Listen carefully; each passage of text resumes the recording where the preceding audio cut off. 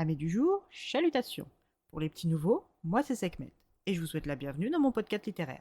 Dans mon émission, je vais tenter 3 fois par semaine de vous donner envie de découvrir des livres de tout poil, récents et moins récents. Alors, si ça vous tente, c'est par ici la suite.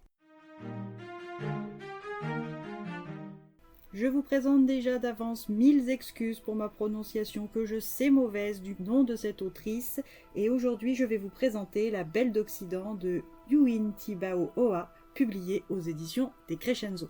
Dans ce court roman, nous allons partir pour le Vietnam de la fin du 19e, début du 20e. Dans le petit village de Nguyen Minh Chau et de son frère cadet Nguyen Tuan Ngoc, les habitants pour la plupart vivent de l'agriculture et habitent de petites maisons au toit de chaume. Pour la famille Nguyen, qui fait partie de l'élite, on entre d'abord dans un jardin bordé de grands arbres fruitiers et d'épaisses haies de bambou, pour suivre un sentier de pêchers, de saules pleureurs, de fleurs chatoyantes, de manguiers, jacquiers et de buissons d'ananas. Une fois cette belle allée franchie, on peut apercevoir une maison en bois à 3 travées, avec une cour d'allée à côté d'un pigeonnier, agrémenté d'un jardin miniature et des lilas d'été en pot. Si un œil distrait peut se laisser impressionner par le décor, un œil avisé voit tout de suite que les détails de la maison et ses couleurs sont passés, que le pigeonnier n'est plus habité et que le jardin d'hiver manque de soins. L'ensemble reste empreint de nostalgie et de sobriété, malgré les laissés-aller. En entrant dans la maison, seul un mobilier spartiate habille les lieux. Des lits de camp en bambou, des chaises en bois, une table recouverte de livres et de cahiers avec une plume et un encrier vide. C'est dans cet environnement quasi abandonné que le jeune Tuan Ngoc, âgé d'une vingtaine d'années, lit et que son aîné, Minh Chau, tourne en rond dans le jardin, l'air préoccupé. Leur père était un notable qui n'avait pas été reçu au concours de fonctionnaire, mais qui était issu d'une famille aisée et respectable. Depuis leurs jeunes années, les deux frères Nguyen ont suivi des cours auprès d'un maître particulier afin qu'ils apprennent les classiques des lettrés confucéens en vue de les présenter au concours mandarino, mais ils abandonnèrent cette voie avec l'arrivée des Français. Les idéogrammes chinois ne servant plus autant, le père a choisi pour son cadet de l'envoyer dans le chef-lieu de province pour y apprendre le français et s'assurer un meilleur avenir, tandis que l'aîné, jugé trop âgé pour ce style d'études, a été choisi pour reprendre l'exploitation des rizières. Tuan Ngoc est un étudiant vif et intelligent. Après 8 ans de travail studieux, il a obtenu à 17 ans son certificat d'études primaires franco-indigènes. Loin de vouloir s'en tenir là, le jeune homme veut poursuivre ses études jusqu'à l'obtention d'un diplôme supérieur. Mais le ciel en a décidé autrement pour lui. En plein milieu de l'année scolaire, son père est mort.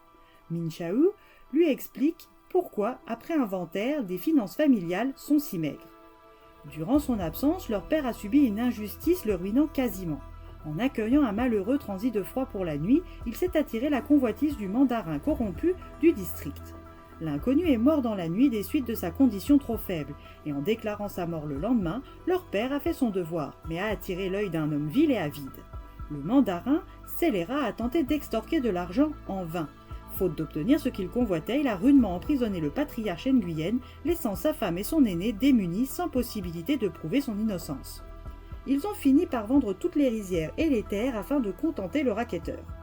Quand leur père, usé et sorti de prison, il est tombé malade sans s'en remettre. Tuan Ngoc est retourné étudier et avant qu'il n'ait eu le temps de faire le deuil de son père que sa mère disparut. Les deux frères n'ont plus de parents, plus de terre, plus de rizières et pas assez d'argent pour que Tuan Ngoc puisse terminer ses études. Les deux frères commencent bien mal dans la vie, mais n'ont pas peur de relever des défis. Au hameau au sud, un Richard, comme le catalogue Tuan Ngoc, accepte de lui accorder la main de sa fille en raison de l'amitié qu'il avait pour leur père. Mais Tuan Ngoc, qui est un homme de valeur, n'est pas compatible avec cet homme avide et prétentieux. Leurs finances sont au plus mal, leur travail rude ne leur rapporte que trop peu. Leur salut, ils vont, ils l'espèrent, le trouver en s'engageant pour l'armée française. Entrée en guerre en 1914 contre l'Allemagne, la France a conclu un accord avec le roi du Vietnam pour obtenir des soldats supplémentaires.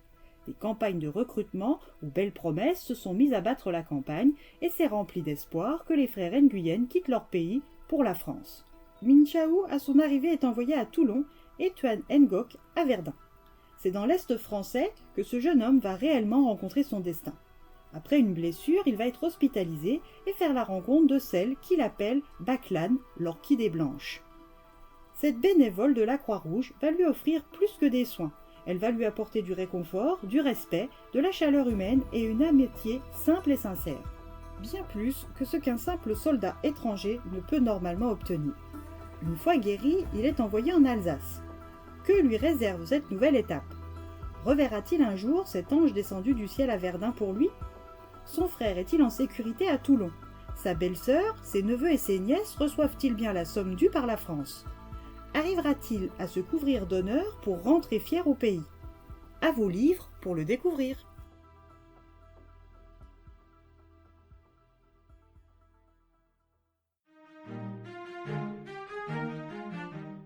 Une belle découverte qui m'a souvent fait trépigner d'indignation. Une autrice qui mérite l'appellation femme de lettres et qui a su, avant les autres, mettre une femme forte au centre de son histoire.